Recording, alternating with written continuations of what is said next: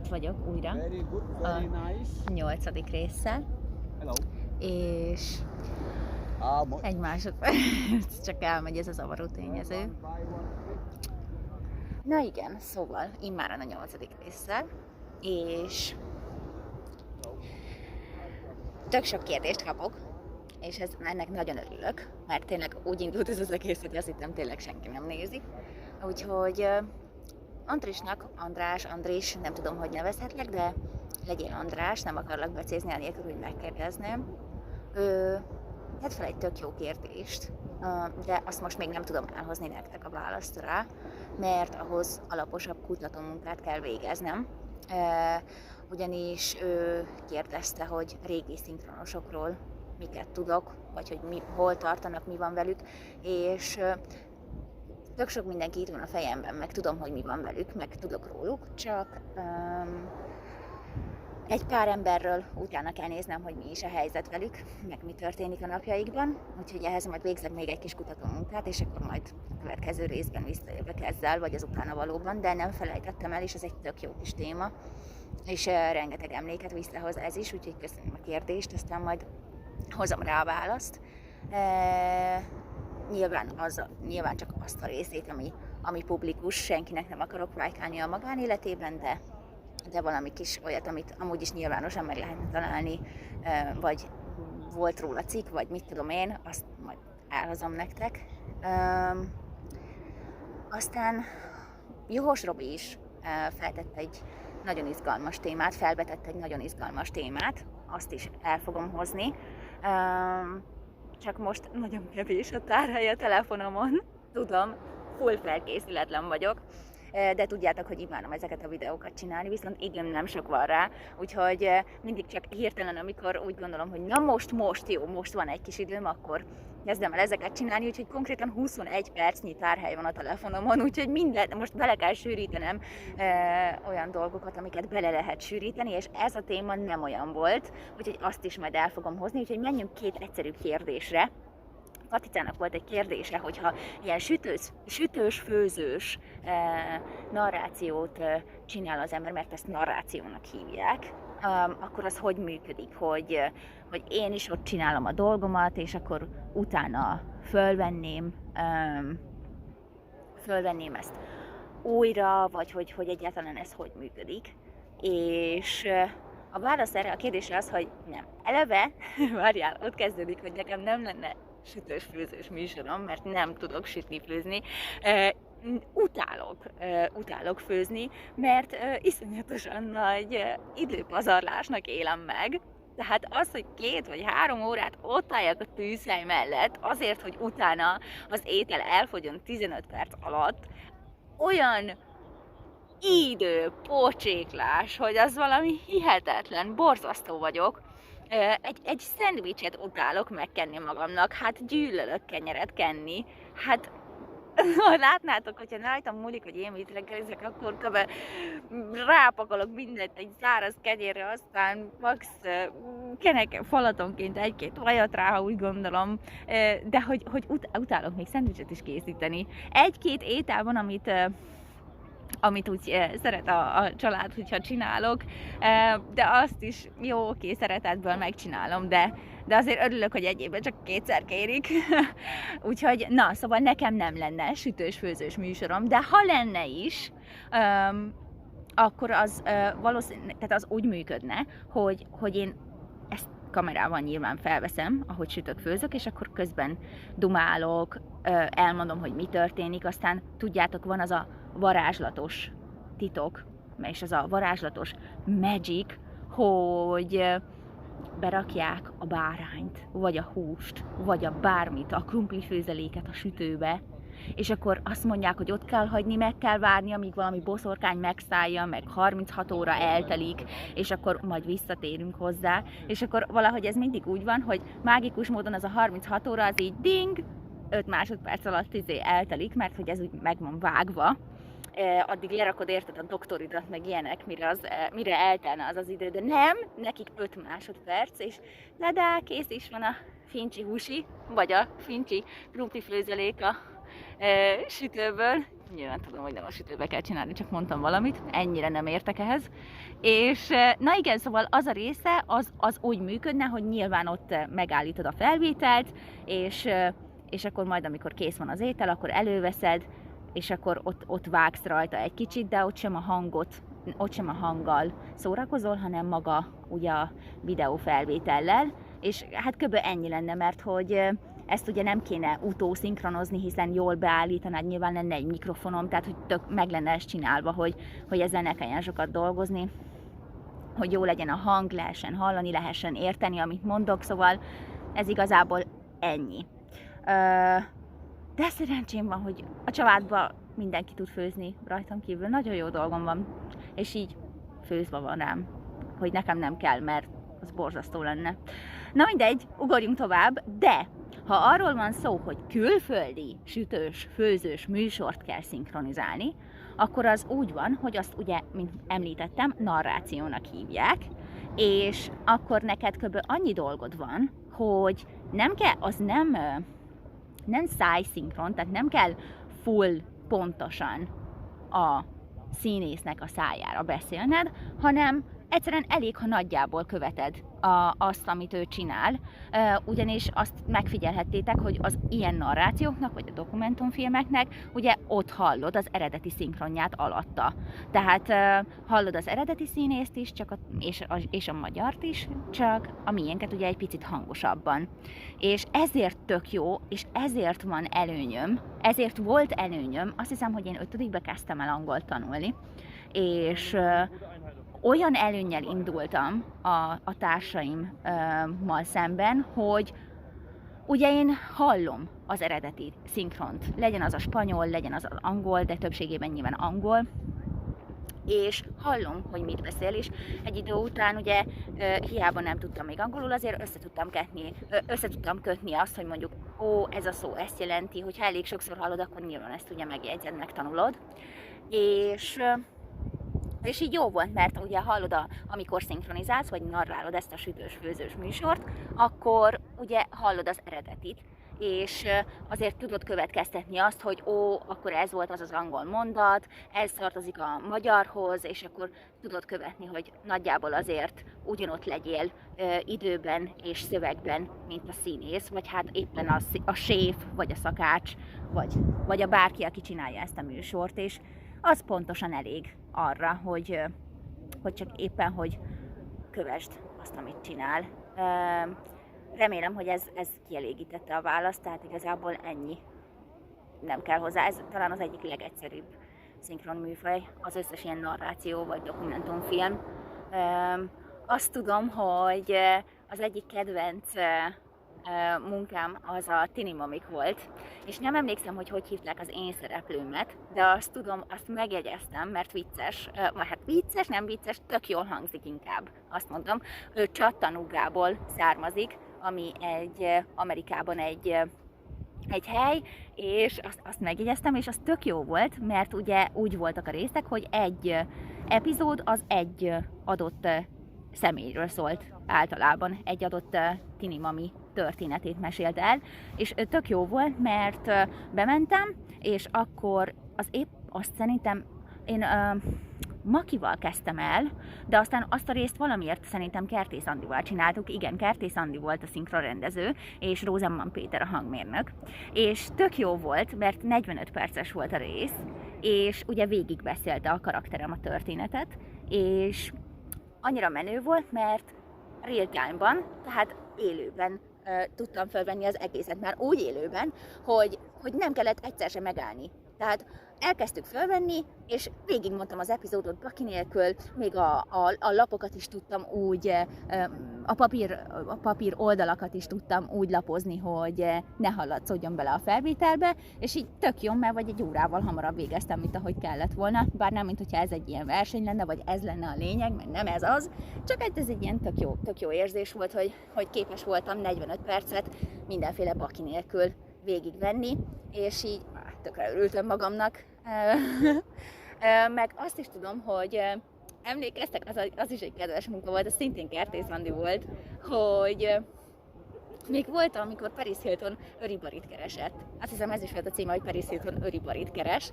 És akkor ugye az úgy volt, hogy bementünk a stúdióba, és akkor vagyunk vagy 36-an lányok, és általában ki szokták osztani a szerepeket. Tehát amikor bemész egy ilyen dokumentumfilmre, vagy egy ilyen narrációra, akkor ugye már megvan adva, hiába van 86 szereplő, megvan adva, hogy te, ez leszel.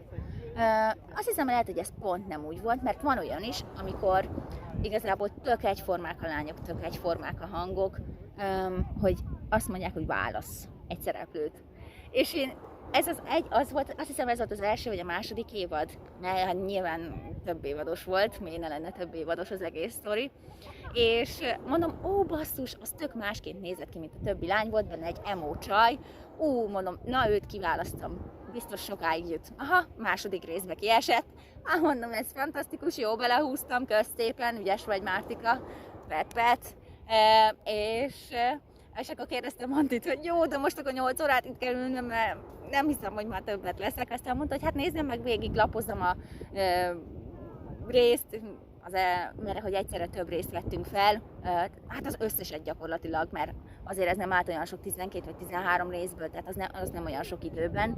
És mondta, hogy nézzem végig a listát, ha nem látom benne magam, akkor nyilván mehetek, hát nem láttam benne magam, úgyhogy el is köszöntem ennyit a 8 órás munkáról, legalább játszottam egész nap otthon utána. De hogy ezek ilyen tök jó emlékek, és azt el szeretném mondani, hogy Kis Virág volt a hangja Paris Hiltonnak. És hát jó, maradjunk annyiba, hogy szép vagy nem szép, relatív, kinek mi a szép, mindenki szép valakinek. Mondjuk azt, hogy Paris Hilton is szép, van akinek szép, de nem az a lényeg, hanem hogy szerintem tök jó választás volt rá Kis Virág, mert hogy egy igazi dögöt tudott kihozni belőle, szóval szerintem Paris Hilton számomra azért volt igazán csodálatos, meg szép, mert hogy tök jól ment hozzá a Virág hangja, és szerintem tök sok, tehát ez a Sexy plusz 10, az, hogy a Virág volt a hangja, de szerintem ez ugyanúgy igaz a Natalia Oreiro-ra is, akit szinkronizál, úgyhogy szia Virág! Neked igazi dög hangod van, úgyhogy az összes színésznőből igazi csinos bombázót csinálsz a hangoddal, úgyhogy te erre születtél. Úgyhogy csak ezt el akartam mondani. És ezek ilyen jó kis emlékek, kellemes emlékek, hogy azért szerettem ezeket a ilyen narrációkat, meg dokukat is csinálni. És aztán volt még egy olyan kérdésed, hogy puszi, amikor találkozunk, hogy valahogy puszit adunk el egymásnak, meg ilyenek, hát ez nagyon-nagyon sok mindentől függ. Nyilván szeretjük egymást, mindenki, így a szinkronban meg így meg vagyunk, csak azért vannak protokollok, etikettek, például, hogyha mondjuk valaki már dolgozik, oda ment és te csatlakozol hozzá, de még nem találkoztatok soha, akkor nyilván nem mész oda puszit adni neki, hanem bemutatkozol, kezet fogtok, stb. Ha ismeritek tehát ugyanez a történet, hogy én megyek be már dolgozó színészekhez, és ismerik egymást, akkor ha van idő rá, akkor ott nem szabad húzni az időt. Tehát azért azt nem szeretik, nem is akarom senkitől elvenni az időt, de azért mondjuk, ha úgy van, hogy előrébb vannak, vagy ráérnek, akkor nyilván egy gyors puszi belefér, és akkor csapjunk bele. Ha nem, akkor csak így gyorsban megöleled, vagy csak megfogod a hátát, vagy bólintod, hogy tudod a másikról, hogy igen, örülök, hogy látlak. Ez a Váróban, ott aztán pláne igaz, hogyha ismeritek egymást, akkor puszi, hello, hogy vagy, mizu, aztán van az eset is, amikor tinédzserként ott ülsz, aztán jönnek a fiúk. Ugye, tudjuk, hogy nagyon sok helyes fiú dolgozik a szinkronvilágban, aztán ott meg csak sóhajtozol és reménykedsz, hogy kapsz egy puszit valakitől. Aztán, ha megtörténik, meg próbálsz azon igyekezni, hogy ne látszódjon, hogy milyen vörös lettél, és aztán örülsz magadban, és aztán 3 napig jól vagy. De igen, de hogyha például olyan van, hogy nem ismeritek egymást a színésszel és bejön a Váróba, akkor nem feltétlenül jön oda bemutatkozni, mert hát most lehet, hogy nem is téged keres, vagy csak körülnéz a Váróban, akkor csak így odaköszön. Nyilván, ha gyerek vagy, akkor idősebb, akkor csókolom, de ő azért nyilván le fog sziázni. Tehát ez tényleg válogatja de mondom, legtöbbször azért itt játszik a puszi meg az ölelés azért. És emlékszem, hogy az is egy nagyon fantasztikus érzés, hogy a Jász utcában, emlékeztek nyilván a Jász utcára, hogy kint ugye lehetett cigizni, vagyis hát kint cigiztek a cigizős emberek a nagy kapu előtt, ahogy Zsiga csinálta nekik a kávét, ott kávézgattak, és akkor már befordultál a sarkon, és már hallottad őket, tehát akkora volt a röhögé csélés, meg a vihorázás, meg a hang, hát nyilván mindenki hangosan beszél, és már akkor vigyorogsz, hogy tudod, hogy már jó napod van. Vagy például utána, amikor portán is köszönsz őket, és már ismered a portásokat, és akkor mész fel, és akkor szembe van a gyártás, és hogyha van időd, akkor beköszönsz a gyártásnak. Egyébként, bocsánat, csak gyorsan annyit, hogy a gyártásvezetőket említsük már meg, hogy milyen fantasztikus munkát végeznek, hogy mennyire nehéz dolguk van nekik valójában, hogy ezt miért nem beszél róla senki. Mert hogy most, ha belegondolsz, ugye úgy van, hogy általában a rendező szétszedi a filmet. Szétszedi a filmet jelenti azt, hogy ugye beosztja a tekercsekre ugye a dolgot, a filmet beosztja a tekercsekre, és akkor azt odaadja a gyártásvezetőnek, akinek ugye végig kell menni ezen az egészen, és utána ugye megcsinálni a krumplistát, ugye a krumplilistát, ugye ami arról szól, hogy végignézi, hogy egy adott tekercsben, kezdjük ugye az egyesnél, ugye, hogy melyik színész van benne, és hogy akkor azt ki fogja játszani, és akkor ugye megvan a lista, hogy mondjuk Katie, leszek mondjuk én, Márti, tehát oda van írva a papírra, hogy Katie, kötőjel Márti, és akkor ugye ezen a négyzetrácsos papíron ugye be van jelölgetve, hogy benne vagy az egyes tekercsbe, igen, akkor oda kerül a nevem mellé egy kis krumpli, hogy igen, benne vagyok. És ugye ezt nekik úgy kell összeszerkeszteni, hogy ki is kell találni, hogy kit tudnak egybevenni, ki van együtt tök sok tekercsbe, kiket rakjanak össze, hogy legyen, és várjál utána, még azt is le kell szervezni, hogy ezek a színészek együtt ráérjenek. Mert van forgatás, van színház, és ugye a színház az nem olyan, mint a szinkron, annyira nem flexible, annyira nem fogják őket elengedni a színházi próbákról, sőt, nem is fogják őket elengedni. Szóval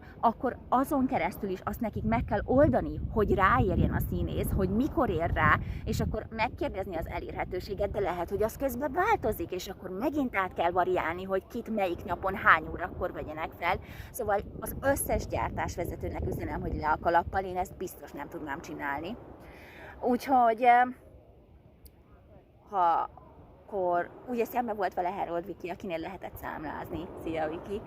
Önállal tök jól szerettem, hogy dolgok voltak mindig kirakva. Még mindig megvan a doboz, amit tőled kaptam, a született feleséges, meg azt hiszem a buff is, ilyen kis izéket lehetett nálad. Mindig volt valami érdekesség, amiket lehetett nézegetni. És akkor ugye utána visszajöttél, akkor ha jobbra fölmentél, akkor ugye rögtön ott volt a 10-es műterem Zentai Marcsival, aki szintén az egyik kedvenc rendezőm. És ugye mentél felfelé, utána balra a lépcsőn, de utána lefele kellett menni a váróhoz, és akkor volt egy csomó olyan, hogy megálltam a lépcsőn, és csak hallgattam az embereket, mert Vári Ati, de szerettem. Neki volt a legszebb nevetése a földön, amit kilométerekről lehetett hallani. Imádtam, és volt, hogy csak ott álltam és hallgattam, ahogy nevet, és ahogy a többiekkel együtt sztorizik és nevetnek. Vagy például Szokol Peti, ahogy ő is tudta mondani a dumáját. Utána egy csomó mindent tanultam tőle, ilyen kis vicces beszólásokat, meg ilyenek tőle, aztán lehetett. De most nyilván tök sok mindenkit tudnék említeni, és majd fogok is. Vagy a szülőket tényleg, ahogy ők trécseltek, és hallottad, hogy a gyerekek is éppen basszus. Azt tudom, hogy emlékszem, hogy nagyon ment a Game Boy, és cserélgettük a játékokat, akkor azt is lehetett hallani, ahogy megy a Game Boy, meg a Pokémon. Úgyhogy ezek is olyan jó dolgok, hogy ott tényleg csak szívod magadba ezt a boldogságot, ami onnan árad, meg tényleg csak azt a szeretetet, ami tényleg van egy varázsa neki, ezeknek a váróknak. És nyilván most mindig csak a Jász utcát hozom fel, majd felhozok más stúdiókat, és csak itt volt, ahol a legtöbbet dolgoztam, és ez volt az egyik legnagyobb váróterem, úgyhogy az egyik legtöbb stúdióval is, úgyhogy ezért hozom fel mindig ezt. Egyébként ez a Masterfilm Digitál volt, csak szólok, de én mindig Jász utcának hívtam, vagy mindenki Jász utcának hívtam, mert a Jász utcában volt található. Úgyhogy erről ennyit. Remélem, hogy tudtam segíteni, és tudtam választ adni a kérdésedre. nyilván majd jelezd kommentben vagy írásban, hogyha még akarod, hogy kiegészítsem, vagy akarjátok, hogy kiegészítsem. És tényleg hihetetlen. A narrációban tényleg az egyik legviccesebb és legmókásabb dolog, mert sokat lehet beszélni, tényleg sokat lehet beszélni, azt imádom, és ugye tényleg nem kell annyira figyelni, hogy szájszinkron legyen a történet, és szerintem ennyi, amit el akartam most ezzel kapcsolatban mondani. Jövök mi hamarabb a következő résszel, válaszolok a további kérdésekre. Bocsánat, hogyha lassú vagyok, de igyekszem, és remélem, hogy sikerült jól fókuszálni, mert igazán látom a kamerát, mondjuk nem is ez a lényeg, igazából csak hallani kell. Köszönöm, hogy néztek, és puszi nektek!